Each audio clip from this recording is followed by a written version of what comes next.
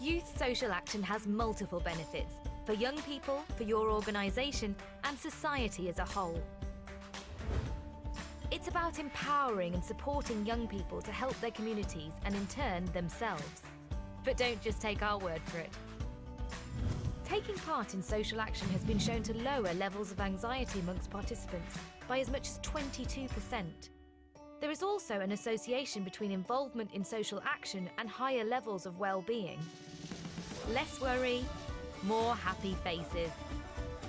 Involvement in social action has also been shown to improve attitudes towards education, raise empathy, increase grit and resilience, and improve cooperation. It can also enhance teamwork, communication and leadership skills. What's not to like? One study also found that young people who take part in social action are 27% more likely to find a job than those not participating. On top of this, 9 out of 10 agreed that youth social action had helped them develop useful skills for the future. 3/4 felt more confident about securing a job, and 8 out of 10 felt capable of more than they realised. I'm pretty confident, me. Positive action helps develop positive people and a brighter future for all of us. Getting involved in youth social action helps to improve a sense of community for everyone.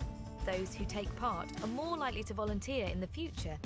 At the last count, over 3 million young people took part in meaningful social action across the UK, which equates to at least 24 million hours of social action. But not everyone is getting the chance to be involved. In 2016, you can help thousands more young people around the country to get involved, feel the benefits, and be at the heart of building their communities. Together, we can make a change. Together, we can say, I will. This panel debate is really about highlighting the things that came out of those streams. So obviously Nick's just given an overview of his stream. In terms of the enterprise stream that we were in, there was a number of debates and conversations that were taking place in those streams. So we started off at enterprise and moved towards looking at employability and sort of challenges around employability through enterprise in the city. We started talking about the emotional intelligence of organisations and how we can have organisations to understand the needs of communities better and people within those communities, particularly those in the most disadvantaged parts of the areas where, although it's a subject we've always been talking about, we continue to will do so. The reality is that there are still people who are still not getting the support that is necessary, even in this modern day world of business and opportunity. And then in both streams, we had a testimony by a young gentleman who I won't talk too much about his whole life story because that is his, but his ownership of his experience, the fact he's just got out of prison for the last 5 months, not still been able to get employment after 250 CVs in companies across the UK and across the Birmingham region. That itself is a testament to the reality that we are facing here in the city. So this panel debate is about summing up what was said across those 3 streams and then having your involvement in terms of additional questions, thoughts, suggestions that you may have. Then we'll go on to summing up the whole conference and then we'll move forward to lunch and dinner. So I'll just sum up the health and wellbeing. Absolutely. Okay. Anne. Okay. Right.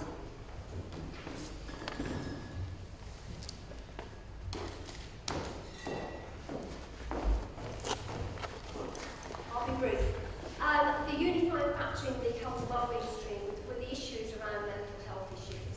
And the 3 areas from Gowlings talked about, particularly looking at issues around domestic violence and how Gowlings is focused on core areas, homelessness,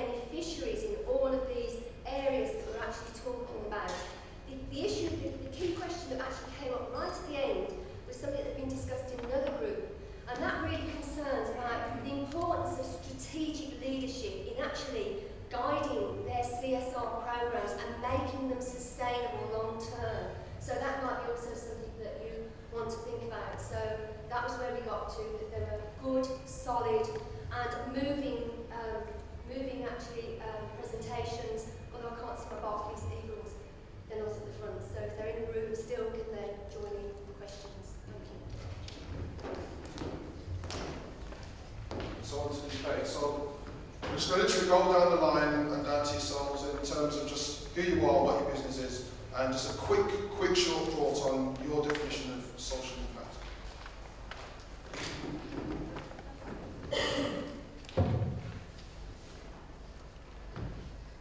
So my name's Katie, I'm the founder of a social enterprise called Altruist. We provide training courses for businesses to help them prevent, identify and tackle stress within workplaces.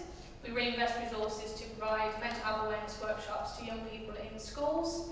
My definition of social impact would be long-term, sustainable change that helps change people's lives, that has measured outcomes.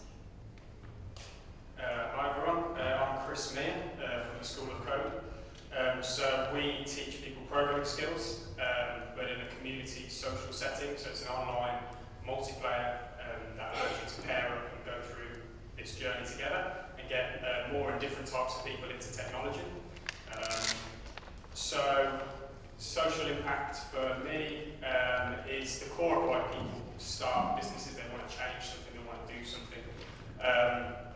And I think it's testament to anyone that's got up and done something about the world they live in.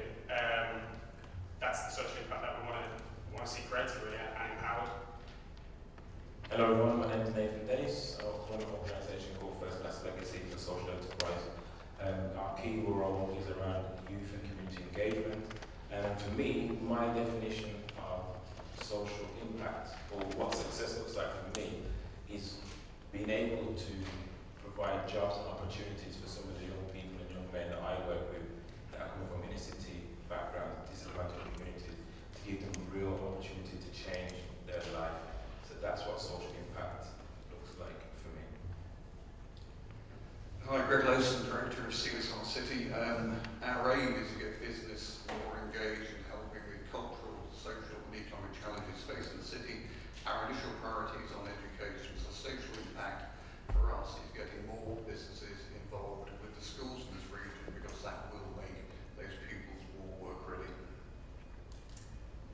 I'm Helen Higson, I'm from Aston University, and I suppose CSR for us is core to our values. It's about making a difference to individuals and therefore to society, and doing it in a way which uses the young people that we work with as role models to help the next generation of people, inspiring them, and of young people to inspire them to themselves take the journey which will make a difference to them. I'm Laura Dutton. I'm the Community Affairs Executive for PwC in the Midlands. For us, at the core of everything we do is doing the right thing for our people, for our clients and our communities. For us, that's changing behaviours, that's raising aspirations, finding sustainable solutions and then measuring that impact. Hi, I'm Lindsay Nash, I work at PwC. Social impact for me is to help young people get into employment anywhere. Success for me is having people work at PwC and for our suppliers, and that would be really brilliant. I'm Chris Blythe from the Conservation Volunteers. We work across the city with communities and green spaces. And for me, social impacts around healthier, happier communities and green spaces for all. I'm Kelly Farrell from Mondelez International. I work with Chris on our Health Life programme. Successful social impact for me is it's long-term, it's sustainable, it's measurable, it also involves our people. Hi everyone, I'm Lauren Gavin. I'm Head of Diversity, Inclusion and Corporate Responsibility at Gowling WLG. For us, I would say social impact means applying our skills, the skills of our people, to meet a real need, and it is using whatever leverage we may have to collaborate with others to make sure that actually we have a much greater impact than we could do on our own for the benefit of those in need. Fantastic. If I just keep that microphone, please. So I really want you just to get a full spread of views on the panel, because although we had the 3 breakout sessions, there were very much common threads and themes that were coming through those sessions. I'd like to start with the education stream first. Greg, in terms of CSR City and the activity that CSR City are doing in the city, what would you say are the challenges that the businesses are having to face when it comes to enhancing the level of educational support that they can provide? Getting access to and time with head teachers. There are lots and lots of businesses who are very willing, they're falling over themselves to offer and go and help, but getting to head teachers is difficult. So any ideas in the room as to how you unlock that access? Grateful to hear it. I mean, is there any particular reason why you think that is a challenge at the moment? Why do you think head teachers are not engaging, or why you find it so difficult to engage with them? I think they're just incredibly busy. You know, they have a hugely demanding day job, and then to find the time to sort of sit down with a business, even if it's through an agency like CSR City, there is quite a bit of an investment time up front before you can get the program up and running. And you know, we need to find a better way of getting to them and showing them that yes, for that little bit of upfront time, you'll get dividend repaid again and again and again. And what is that dividend if there was a value proposition, you know, that to sell part of the... Well, in our Leeds office, we've been doing a right to read scheme with a very challenged inner city school for 10 years. The head teacher has got all the data, and he can show that those attaining 5 GCSEs or more have gone like that over a 10-year period, and that's simply reading on a one-to-one basis for 1 hour a week. So the data's there, and there's lots of other areas to show that, you know, business engagement really works. Fantastic. And Helen, I saw you nodding there. Is there anything you'd like to add to that? Well, we have a similar issue, and I suppose it's also the fact that actually schools are given money to help them with those students who are from the groups that maybe we're trying to reach. The problem is they're also given these incredible targets to meet, which are in the ranking, to get them up in the rankings, and so their priority has to be that. And so I'm with the head teachers. I think Greg is. He's not saying that they're willfully doing this, but it is really, really tough. One of the things is, I suppose, to get the young people back in the schools, so that they're there influencing. And what we try and do is actually sponsor them, or they're volunteering to go back to the schools. And sometimes they're a better advocate. They can get to the people that we are finding it more difficult to get to. I appreciate that. Thank you. Any quick questions from the floor? Charles? It's not a question, it's a suggestion. Speaking as a former school governor, rather than the head teacher who's swamped, have you thought about actually approaching the Board of Governors and finding somebody on the governing board who will take that responsibility? Julie, Justine, that's one way. Schools do have pupils who are or myself who's alive to sit this is curriculum with business and careers that we want. So if you get access to that, it'd be a good idea. Something could be explored. But then again, getting into the school in the first place, but it's another option. Yeah. I'm assuming there is a publicly available database for school governance. Lots of data on the website. Right, great. Fantastic. You talk about PwC being an organisation that really is focusing on getting really great people in who really add significant value. What are some of the challenges that you're seeing in terms of bringing those people into the organisation at this time? So social mobility is a big challenge for us, and getting access to the right students that we want to give that opportunity to. That's been a big challenge, but I said in our breakout sessions that we're combining and aligning our programs with our student recruitment team, so we're hoping that will improve. Our relationships with schools. We've had a 5-year strategy. At times it's proved challenging, but we've built really good, strong relationships with some of our head teachers, some of the teachers, and one of the schools I remember, actually, when we first went in to talk to them, they weren't very trusting of us. They thought that we might go in, we might do something, and then that's it, we've ticked that box and we moved on. But they learned to trust us, and it's taken a good number of years to get that trust in place, so that now the programs we do with that particular school are built into the curriculum, so it's fantastic. We do it every year, we do support them every year, so but it does take a lot of hard work. But Nathan, then on the other side of the coin, what are you seeing from the community aspect in terms of how the community is engaging in enterprise, and indeed how enterprise is engaging with the community?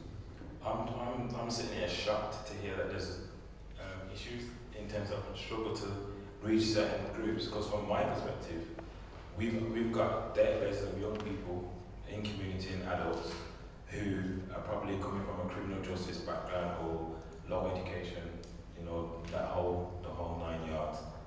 But my struggle is I don't have enough places or opportunities or companies to network with to give them real pathways to come out of their cycle of negativity. So like why I came here today was I'm trying to foster new relationships with corporate world so that I can go back into the streets and inner city communities to say, look, this company over here, Barclays, PwC or whatever, it has some real potential opportunities. We piloted some stuff around conversating with KPMG, but one of the biggest issues with that was their recruitment policy around the A stars and the A level students. So for me, there are organizations out there that are doing the work already, and it's about partnership. It's not about trying to recreate the wheel, but the problem is like what Chris said in our session is that, let's be honest, behind some of this corporate social responsibility is this kind of PR stuff that's attached to it. So it's about my company looking good, so I can do a nice glossy report and look good in whatever circles it looks good in. But for me, I'm saying, if Birmingham's local community, where some of these businesses are not feeling the impact, the love, the opportunities, the resources, the talents from corporate companies in the local communities, then what is the point in having a corporate social responsibility agenda? That's my perspective to this argument. Well, I see you shaking your head there. Would you have a comment to that? Yeah, I would agree. It comes back to the point about being needs-led. If we can't actually engage in, we need to understand what the issues are, and that, you know, we're hearing common issues coming out, and we need to make it as easy as possible for those charities, community groups, social enterprises to find us. Yes, I think it is a challenge for the city. Why do you think that challenge is? I mean, given that we're a city which we are supposed to be connected and collaborating, we are hearing these stories, we are seeing these challenges. Why do you think there is this lack of connection in terms of understanding which organisations you could go to, who can also be the gatekeeper to the very community you want to support? Why do you think there's so much challenges in there? I don't think it's through any lack of goodwill or you know, an ambition to come together. There are so many needs out there, and it's just a question of, you know, keeping talking to each other. And I think, you know, for those corporates in the room, when we do find a great organisation doing amazing work, supporting people on the ground, it's beholden on all of us to talk to our networks and say, guys, you should find the time to spend half an hour, go for coffee with this guy who's doing incredible work, because the chances are it will resonate with what we're trying to achieve. We've just got to keep talking to each other. Absolutely. Chris, in terms of the conservation volunteers and the work that you're doing, how are you seeing that gap being closed? Is volunteering the way forward? I think that certainly within Birmingham there's a lot of corporate will to be involved in volunteering activities. I mean, the main programme we operate with Mondelez has not only seen substantial funding but also substantial volunteer involvement from the sort of managing director of the UK operation all the way through the organisation, coming out on days with us. But speaking more broadly, I mean, we've worked over the past 12 months with a wide range of corporates in the city, including BWC, Royal Bank of Scotland, Royal Optics, and into the shopping centre people, and many others. And I think from a third sector organisation point of view, that's perhaps a larger third sector organisation, it's partly around moving beyond that, actually we're just here to volunteer, or where we want to volunteer, but actually how can corporates support third sector organisations in more of a financial way and a stronger way. And I think I've picked this up from several conversations about with colleagues around the city, particularly around green spaces, and it's fantastic to have a group of people come out for a day. It's absolutely brilliant to do a task, to deliver a task, to improve a space for the local community to work in. But I guess the question is how sustainable is that? And whilst it's great to have those volunteer supports, it's even better to have some financial support as well. And I think we're starting to benefit from sort of new things coming online with larger corporates. Into I mentioned National Grid are just about to start working with us in the city as well, with a bit of financial input as well. So I think it needs to be thought about beyond just the coming out with a team for a day, and that is in itself very, very valuable. Don't get me wrong, but I think there's a need there within the third sector, particularly within the current funding regimes, to think about, well, if these third sector organisations aren't there, whatever size they are, will that delivery continue? And in some or many cases, the answer could quite possibly be no. Kate, I'm going to come to you in a second in regards to the positive mental impact of engaging in social activity by organisations. I want to go very quickly to Kelly. In terms of Mandalay and your activity and what you're doing in the community, do you think it's all about the financial support? What else do you think that organisations can give that's going to be just as, or indeed maybe even more valuable? Yeah, no, it's not all about financial support. And as Chris has mentioned, volunteering is key for us, it's key for our people. And there are lots of skills to be gained by colleagues by volunteering, which maybe, sort of formal training can't meet that need. It's not all, so, but also volunteers as well, they can raise that funds as well. So if it's not coming from a corporate pot, actually engaging a large group of people, as many as us have got around the table, we've got 5,000 people in our business. If you can engage them in a cause, actually they can create a lot of money as well, but also that volunteering element, as Chris mentioned, that's vitally important. And actually for our colleagues, they would rather volunteer over fundraising, so for us it's very important. Fantastic. So Katie, in terms of the positive mental impact of engaging in volunteering activity, what have you seen from your organisation? Well, I think kind of the social impact and the social values have to be ingrained in businesses. Excuse me. So rather than just being part of a company that's just profit driven, it's about being part of something that's a lot bigger. So I run a social enterprise, and my job satisfaction is up here. I'm really super motivated because I'm towards a cause that I really believe in. So if there's companies out there that are doing a lot in the social impact space and allowing their employees to really make a positive difference in society, then they're going to be more motivated. And if you have more motivated workforces, they're going to be more productive and therefore drive profits in the long term as well. So I think everyone wins in that sense. I'm going to open to questions in a moment, but Chris, in terms of technology and the impact of technology, both in terms of increasing social impact or the ability to do so, as well as improving business, what are your views on how technology can be an even more of an impactful enabler? Well, I mean, the biggest evidence of that is the lowering of barriers to people with ideas. If you've got the skills of technology, there's a huge job market open to you. There's the ability to start up a company overnight, put something online, sell it, get that entrepreneurial spirit going, whatever your background. The problem is access to those skills is really limited, and the way that we teach it is not really kept up with how communities have changed and technology itself, really. So the future of that is pretty bleak because there's a tech skills gap at the moment, which means we haven't got enough, technical talent in the country. But more than that, there's rising automation. There is the changing nature of how we work, the hours we work. Is it remote? Is it not?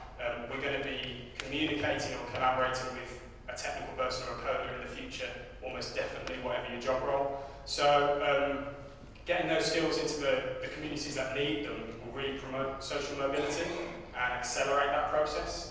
There's almost zero barriers now to getting that tech job. We just need to get these skills into the right hands and just make it fair for everyone, really. And yeah, technology enables all of that. Okay. So I want to take probably about 10 minutes for questions and answers from the floor in terms of the themes that you've heard today, the subjects that have been spoken about, any points that have been made. So is there any questions at all? I have a question, but before I make it will be to you as facilitator. Before I make it, I'd like to come to the defense of Nathan's point. When he was talking about CSR, and I think what he was saying, I felt his frustration, was the limitation of CSR. But I think I would also like to say CSR has got its own limitations naturally because of the kind of animal it is. So I think that's a misunderstanding more than anything else. But building on that, I think I challenge anybody in this room who was here in the enterprise section to have kept their eyes dry. I certainly didn't when I heard the story presented, which was just one example picked out from the work that Nathan's doing. So the question is to you as facilitators, have you thought about perhaps setting up something similar or for Birmingham corporates or whoever's interested to address particular needs and to meet in the communities and the type of work that Nathan's doing, given that the two don't seem to me only to be a natural fit in this format, but maybe that would be a more of a meeting of the minds and maybe the wheels and the hearts in a different setting. Whilst my work, we'll have a conversation afterwards, but just to give you an insight, so I've been involved in that activity since 2001 in the city, working with organisations across the piece, and also been working alongside Nathan since 2007. So there's a lot of stuff that's already been happening and the networks that are already there. So I'm happy to share that with you after the show. I'll be absolutely right. Any other questions? I think mine's more of a suggestion. I work for Benefit Tribe, which is a national construction company. Just to give some context, we've got about 5,500 people that work for us. Our office is from Scotland all the way down to the south. I picked up a frustration of not getting access to big corporates like us. I think I would focus upon smaller businesses because they've got more the capacity and the time, I think, to invest in the sort of young people or the sort of beneficiaries that you work with, because most big corporates have got massive supply chains. So for us, we're very willing to work with the sort of people you work with, but we do that through our supply chain. So I think it's probably over-focused on big corporates, and they get that sexy, that's attractive, but actually some young people not work ready, for example, to jump straight into big corporate, but they'll benefit from working in a smaller company. So smaller. Okay. I think that's idealistic because small companies have a ton of pressure, time sensitive, cost sensitive, and they're a bit of a corporate to pull their resources, which aren't available to small, medium enterprises. That's the key. Yeah, so we can use our position to encourage our supply chain to take on some of the young people, for example. So I just think I think it's a suggestion. It's wise that maybe to go the smaller guys first. Okay, Chris, before you respond, I just want to go to the question. I just want to jump and take some from me, but I'll pick it right. I do find that difficult. I mean, I agree with Chris. Actually, lots of small businesses do give the time that way. We're a social enterprise. We do give training and work employment to two people out of prison, but obviously it's limited how many we can take on. But Timson is an excellent example. You can definitely do it on a corporate level. You just have to commit to it, and you have to have a program for it. And actually, and that's the point I would like to back up Chris and Nathan from earlier with that, I think it makes economical sense. Timson's not doing it, they always say, they're not doing it just out of the goodness of their heart. They're doing it because they're getting some better people, because they're investing in some people who, have had one or two or whatever falls in their life, and they had and they kind of went to prison, no one to give them a chance, and they're giving them a chance, and they're actually ending up with an amazing workforce. So I think it just isn't true to say that big corporations can't do it, because they're proving they're doing it. And if you want to find out more about it, go to the Employment Forum for Reducing Offending. They have a great resource on that, and there is no pop-up on saying you can't do it, because it is doable. Lots of big corporations are doing it. They're doing a really good job. They're not just doing a sticky plaster thing. And it's definitely possible. I just don't buy that. I would agree with you, but I also would agree with the gentleman to a certain degree that the large corporates have the ability to influence their supply chain. I think what their challenge is that the supply chain is not necessarily measured on the impact that they're creating. So I think there needs to be a bit more responsibility in terms of, right, if we're providing this opportunity for you because you work with us, making sure that the process and the procedures of evidencing that impact is as watertight coming back. That way everyone wins. Yeah, just to clarify, I wasn't saying that the corporate can't do it. I was just saying if you're getting frustration with approaching the companies, they have got massive supply chains, and that's just a different way of approaching it. I mean, there's an organisation called the Sustainability Supply School that work in the construction industry. They do exactly that. It's all about the supply chain. And they've created, that network is actually created to encourage all supply chain organisations to work together to share best practice. So it is working. I mean, they've got about 2,500 businesses in that network, so it's worth checking out in terms of examples. Greg, I just want to fly back to you very, very quickly in terms of CSR City and the great work you've been doing around education. Do you believe that there's a shift in the way in which schools need to operate? I.e., do they need to think more entrepreneurially? Do they need to think more like businesses these days? And how is that having an impact on the level of support that you could provide to them?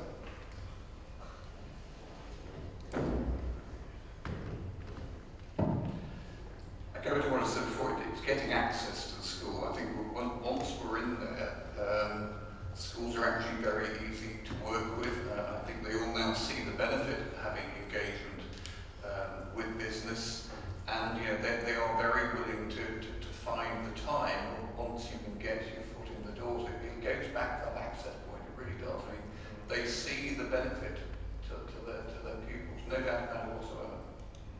I appreciate that. Definitely. Give me that Yeah, I just want to leave people with some practical steps, because I run a small social enterprise, and practically I would welcome another conversation outside of here, because I think, yes, there is fantastic work, but there's this time, there's opportunity to have more conversations, to like come and meet some of the people that we work with and hear some of their stories. Everyone keeps going about the story, we haven't got time to go through it, but the scenario of the colleague that I brought in here today is that 5 months from prison, being released from prison, giving out 250 CPs and hasn't had no response from nowhere. So I'm just saying, can we as corporates, as people, as a community, as Birmingham, help that one individual? So I just welcome for conversation, because I think it's about the conversations and the networks and we're meeting each other and sharing best practice. That's mine. And Laura, just wanted to ask you yourself, so from within your role and what you're seeing on the ground, what are some of the challenges that you're facing and what type of support would you need or are looking for to enable you and your organisation to make a stronger impact? I think the challenge we probably face as the large organisation that we are is that we have to make sure that we are focused, we have to make sure that we have our people out on focused activities, giving maximum impact. So there's a massive need, there's a massive demand, and we don't profess to have all the answers and to be doing everything right, but it's us, how can we have the biggest impact? So the challenge is always going to be how do we reach as many people as we can, but balance that with staying focused and having the greatest impact. So we do a lot of great work that, we work heavily with the Prince's Trust in Birmingham, so we do a big programme with ex-offenders that perhaps part of that is that we don't shout loudly enough that we do that. So, you have the frustrations that you do because you don't know about the good things that we are doing, but there is always definitely more that we can all do, but it's about balancing the focus of it and make sure we have the greatest impact that we can. Fantastic. Well, we'd like to just urge you to continue the conversations with the panel with each other over lunch shortly in a networking session. But before we get to do that, I'd just like to invite Aston University and Aston Business School just to talk about some of the work that they've been doing on a local, national and international level in terms of CSR. Julia?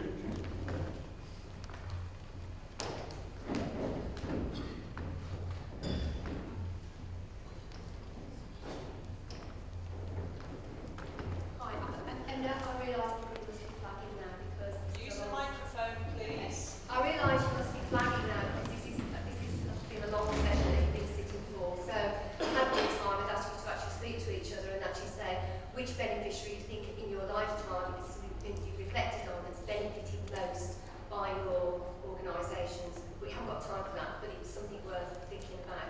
I've brought up with me onto the stage Shafi and Simonas because they're both students from Aston University who volunteered to help this morning. But more than that, their research has also contributed to CSR. Simonas, who worked for Civico in his MSc, he ensured that when he was looking at talent management, sort of buzzword in HRM at the moment, that he made sure he included people who actually weren't included in that talent management eye. So to understand from their perspective how they could feel valued in an organisation, because that's part of CSR. I mean, CSR is a big baggy animal. What we do in that sense is we do what the philosopher Michael Morton would say, we contribute towards making which societies can be best led. We all do that. It's a unifying theme. The unifying theme that we've also got is the beneficiaries. And so with Shafi, and you might want to speak to Shafi over your lunch as well, Shafi's work internationally in 4 banks in Pakistan, looking at gendered identities of the women workers there, and the findings that she has clearly contribute towards CSR. I mean, I was thinking about lots of the research that we actually do, they've all got a CSR element in them because ethically we go out to researchers to understand the experience of people inside the organisations that lots of you lead. And then we ethically work to provide findings and recommendations so that they can be fed back to the senior management levels and they will actually put into place. And so we include ourselves in that sense. Nick this morning touched upon an area in terms of what we would say is CSR has traditionally from the start been seen as helping the deserving.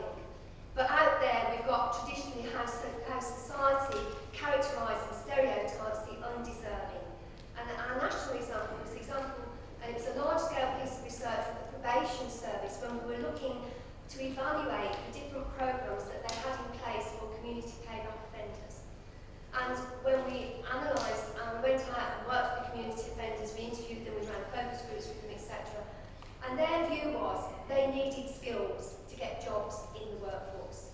And so they commended, in a sense, the local authorities who actually, of all the different organisations, gave them some very practical manual type skills where they could actually start in a job, in a position of employment. And so Birmingham City Council actually was actually praised by these youngsters, these young community payback offenders. We then actually carried on and worked with Amy in looking at how people who leave prison, their biggest drop for reoffending is actually very quickly in the first few weeks. And if all the agencies aren't joined up, then in actual fact that's so easy to drop down the net in terms of getting their job. I mean, the obvious example is Timpsons, who do actually employ offenders. And for Amy, we looked at how social services as well needed to actually engage much better, much more joined up thinking in terms of the public sector. But business is involved in this as well because we all have a responsibility. We're all flawed, basically. I mean, as human beings, we can't, deny the fact. And so although, CSR can be criticised for actually, sort of having glossy magazines, it's not actually, they still do it. They still do it. People benefit from what they do. That's what counts. That's what really counts here. It's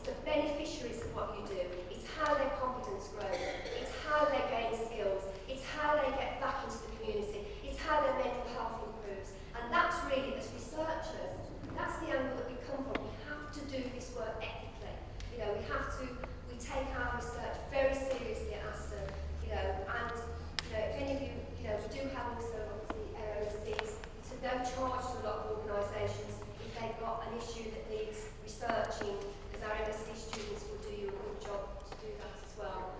So we are there with you all the way on this, but it's sometimes worth as well thinking about yourselves, you know, in terms of, you can't always do everything all at once, but we do our best, and that's what counts.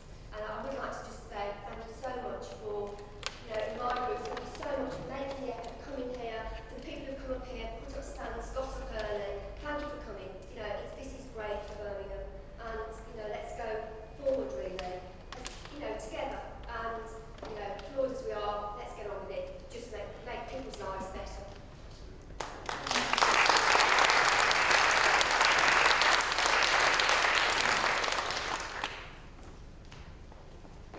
So in conclusion, so I've been asked to kind of sum up the kind of conference and kind of the thoughts that have been made today. But for those who know me and know what I'm about, I like to say it as it is. And the reality is that we are living in a city that is broken. We are living in a city that is ripe for change, and we are living in a city that wants to change. So the challenge that I think we all have is really to ask ourselves a number of questions, and that is, number one, so what? So what about all the great stuff that we've done already? Yeah, we've done great work in the city, and it's been lovely, and it's fantastic, but so what?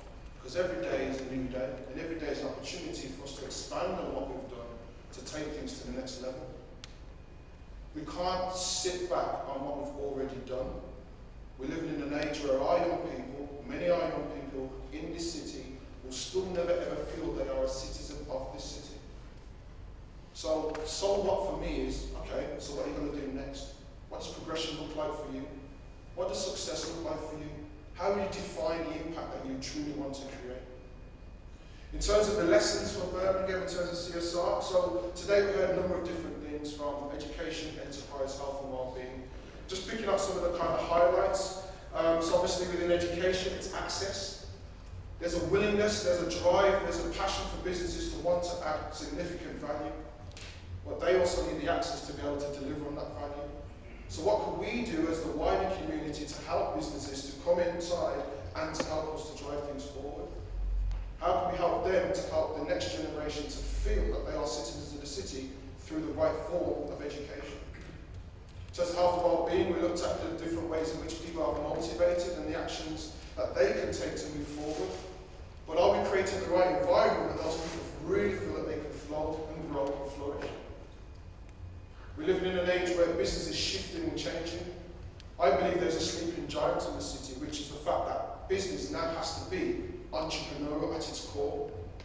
And let me define what I mean by that. I do not mean creating new startups. I think we've got a great reputation for creating startups, but we need to help those startups to become more scale-ups. Because we have a lack of startup businesses who are adding long-term value by creating jobs because they're not given the right support and the right ecosystem to become at that scale, to get to that scalable level. So I think we need to do more to help our startups to kind of grow. But also within organisations, what I mean by enterprise is that the sleeping giant is that businesses are now competing, and I think I was saying in the earlier stream, businesses are now competing across the board with someone abroad who's in their bedroom because of things like technology, because of access, because of opportunity.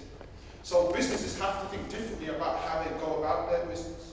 And we see great examples of things like the eSpark program, the Eagles Lab program that Barclays are doing over at the Centrum. We see opportunities where corporate innovation can start to change the mindset of what it means to be an enterprising organisation. But also it leads me to my final point, which is about emotional intelligence. How emotionally intelligent are we as businesses to the needs of the community, to the needs of the city? And how much are we embracing those needs into the very heart of our strategies, our activity, and the way in which we deliver our services and the goods that we provide for the community. So I think in closing, I think one of the things that we also need to be careful of is that we as people can stay in our silos and be very good at what we do in our silos. I think what we now need to do is to focus on how we can educate all the people that we have influence on to achieve a greater purpose, greater than greater than our individual selves. How do we do that? I think we do that by having these honest dialogue, debates and conversations that have a clear focus on a solution. So what a solution that we're looking at is about creating a site where you guys can open your you're creating. Not what you do, but the impact that you've created. Case studies, stories, inspirational things that are proven activities and proven impacts that have been created. Because until we can do that, my son's 15, I don't know what world he's going to grow into in 10 years, 15 years time. And when I say world, I mean Birmingham, I don't mean the greater world, I mean Birmingham. But I'm sure you have children, nephews, nieces, etc., who you may be having similar worries. But we have the opportunity to now to create a new date for tomorrow. But we can only do that together. So my challenge to the CSR, do what you're doing, do it well, share your story, but share the impact of what you've done, so that people can learn and take that best practice and implement it in their world, and together we can create a new Birmingham. Thank you very much for being here today. Enjoy yourselves.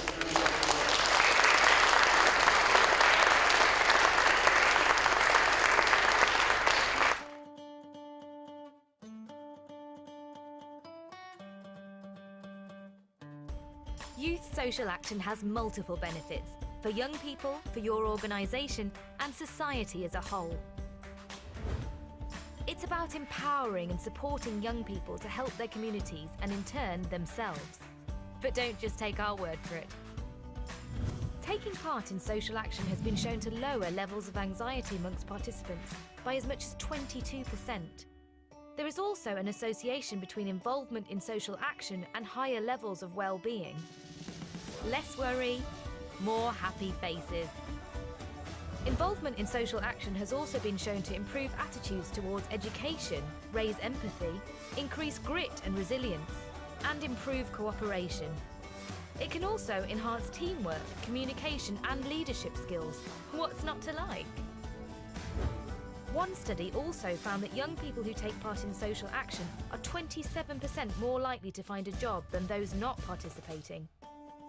On top of this, 9 out of 10 agreed that youth social action had helped them develop useful skills for the future.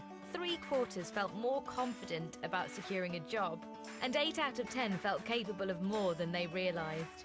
I'm pretty confident, me. Positive action helps develop positive people and a brighter future for all of us. Getting involved in youth social action helps to improve a sense of community for everyone. Those who take part are more likely to volunteer in the future. At the last count, over 3 million young people took part in meaningful social action across the UK, which equates to at least 24 million hours of social action. But not everyone is getting the chance to be involved. In 2016, you can help thousands more young people around the country to get involved, feel the benefits, and be at the heart of building their communities. Together, we can make a change. Together, we can say, I will.